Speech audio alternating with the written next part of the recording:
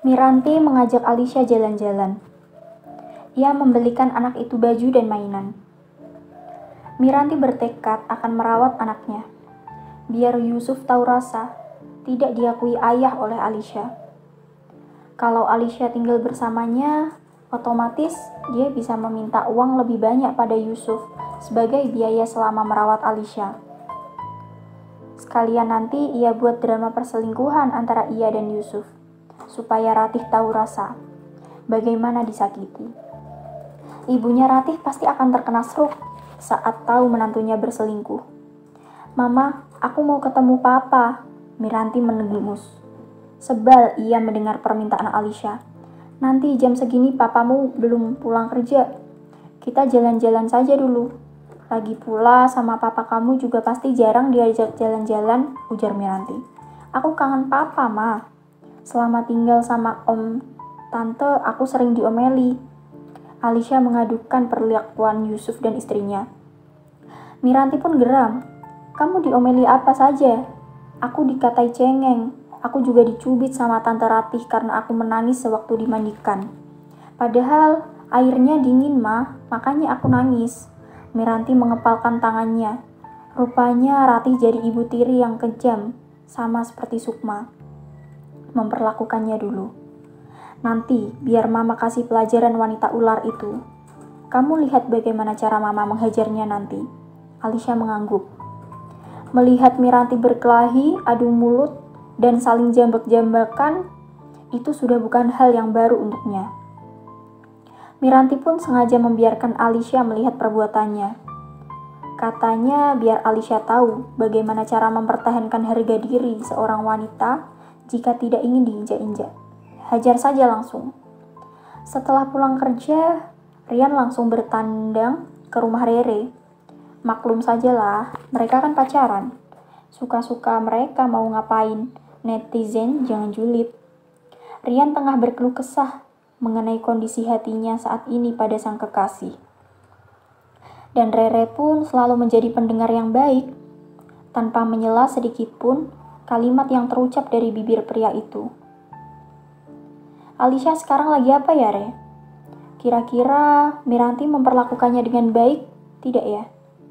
Pertanyaan itu terucap atas dasar kegundahan hati Rian. Miranti kan ibunya.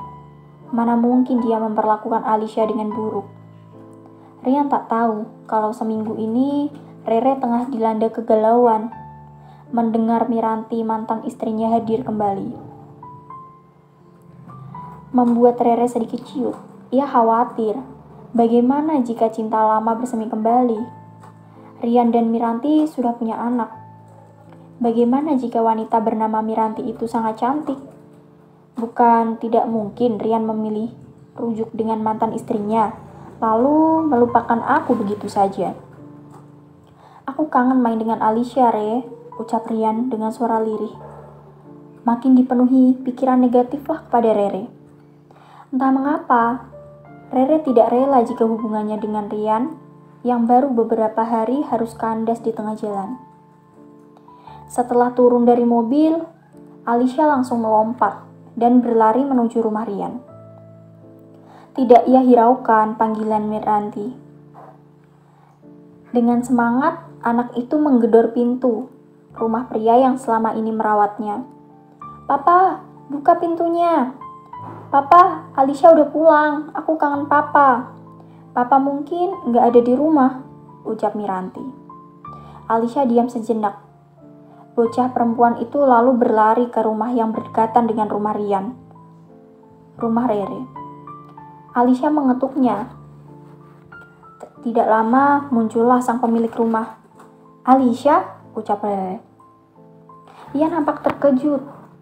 Sosok yang mengikuti Rere pun tak kalah terkejut. Rian langsung menghambur memeluk Alicia.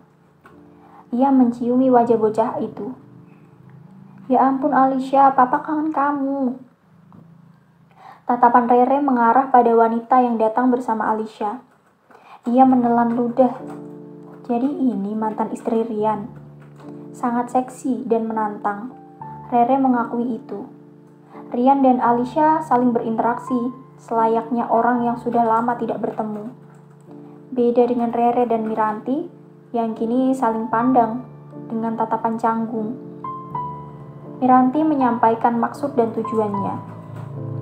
Mengapa dia menemui Rian kembali? Miranti berkata pada Rian, kalau ia ingin membuat hubungan Rian dan keluarganya menjadi baik seperti sedia kala. Meski dengan keraguan memenuhi rongga dadanya, Rian akhirnya pergi bersama Miranti ke rumah orang tuanya yang sudah 4 tahun tak ia kunjungi. Rian nampak menarik napas dan berkali-kali pria itu sekarang sedang mengumpulkan keberaniannya. Sementara Miranti, wanita itu nampak santai saja.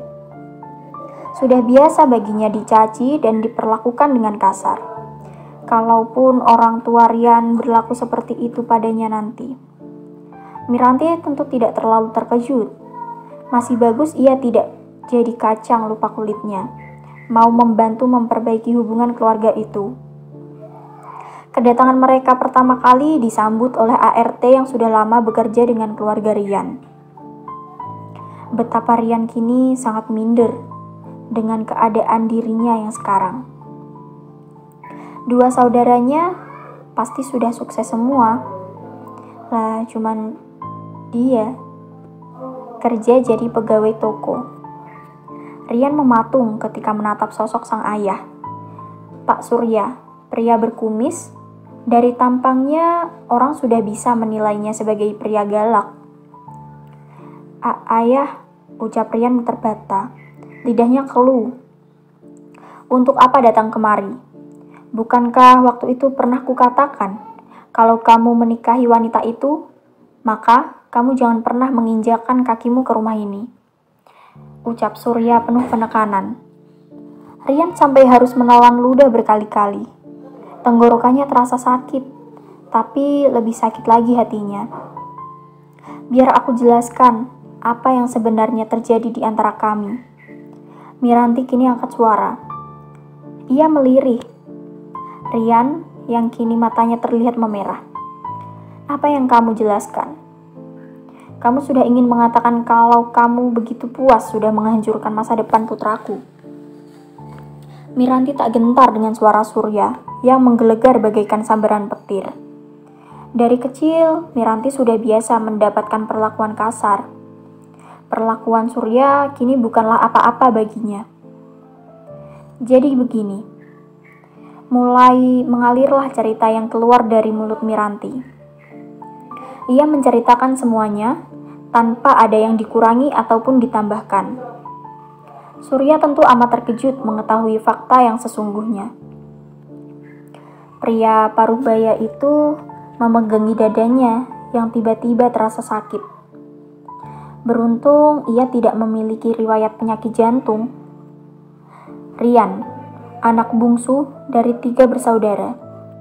Sebagai anak bungsu, tentu dia dimanja. Surya tak menyangka kalau anak manjanya yang ternyata memiliki hati sebaik itu. Miranti memilih untuk segera pulang setelah menjelaskan semuanya pada Surya. Tidak ada kesalahpahaman lagi di sini. Rian sudah diterima kembali dalam keluarganya. Widya, ibunya Rian menyambut anak bungsunya itu dengan tangan terbuka, walau sebenarnya ia kecewa karena kasihan pada orang lain. Rian harus mengorbankan pendidikannya. Gea, kakak pertama Rian, yang usianya terpaut 5 tahun, kini sudah jadi seorang dokter yang sukses. Sementara Dava, yang usianya 2 tahun di atas Rian, kini sudah menjadi pengusaha sukses. Sedangkan Rian si anak bungsu, Widya hanya mengelus dada setelah tahu semuanya. Menjadi duda, sedangkan si wanita melenggang dengan enteng seperti tak memiliki rasa terima kasih. Pekerjaan Rian pun sungguh tidak menjamin untuk masa tuanya nanti.